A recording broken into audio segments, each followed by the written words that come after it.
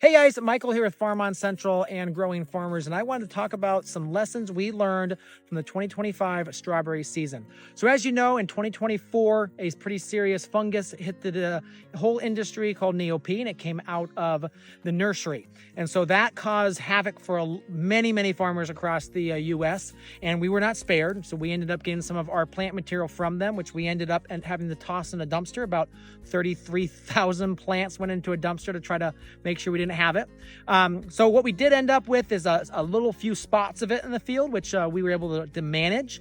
And one of those was we were okay with a little bit because as an organic farm, I kind of wanted to try to understand management of it from an organic perspective. Because again, if it's a serious disease, it's going to hit us again eventually.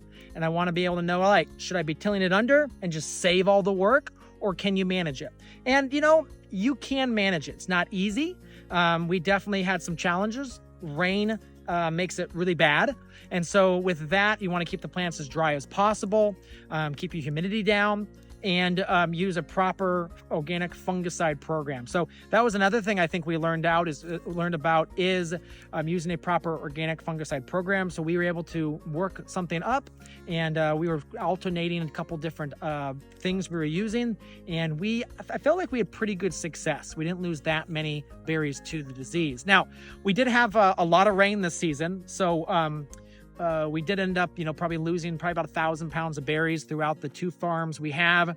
Another thing I would say that we learned would be the different locations and the level of humidity and the disease aspects and just like fruit challenges. So this farm, this is our river bottom farm. It's again, it's got pretty heavy tree coverage there. So this is the lowest part before you get down to the river of the kind of the landscape. And so all the cool wet air drains here, which means obviously it's higher frost, which we managed with row covers, but we definitely had some bigger challenges than we thought we would around that. And higher humidity, which meant we had higher disease challenges. So that was something we didn't expect down here. We learned from it.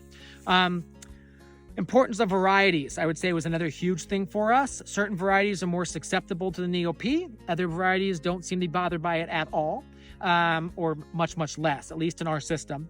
And certain varieties are very susceptible to rain. Other varieties couldn't care less, like Chandler. Wonderful variety. It's this variety we're looking at right here. There's still probably about another week to 10 days of picking on this one variety, Chandler. But it gets horrible damage from the rain. Now, a little further down the field, you got Ruby June. Again, it's a good variety. It requires a lot more nitrogen to push the plant, but it's almost impervious to the rain. I mean, we personally, again, your experience may be different. Our experience is it had very little air damage from the rain. So those are some things we learned for the season. We also messed around with some spacing issues, which we are very happy that we did, and we'll probably stay with the new spacing that we've gone with. We did black and white plastic, so we're going to be messing with those a little bit too, and we're going to continue with that. We really enjoyed the two different colors of plastic. We thought it helped us give us a much better, it helped lengthen the season and give us some better quality plants, actually. I think the white plastic, we're going to do more of the white plastic in the future. We're also going to be messing with our planting date. So we did notice some major different challenges and differences with different planting dates. Because of the disease, we planted one field very early and then another field very late. And so we saw some massive differences there. So yeah, berry sweetness. We did a lot of sap testing this year, and we were testing different levels and seeing where the sweetness was. And this year we had wonderful berries. I mean, they were just so sweet. So absolutely some things we learned from this year.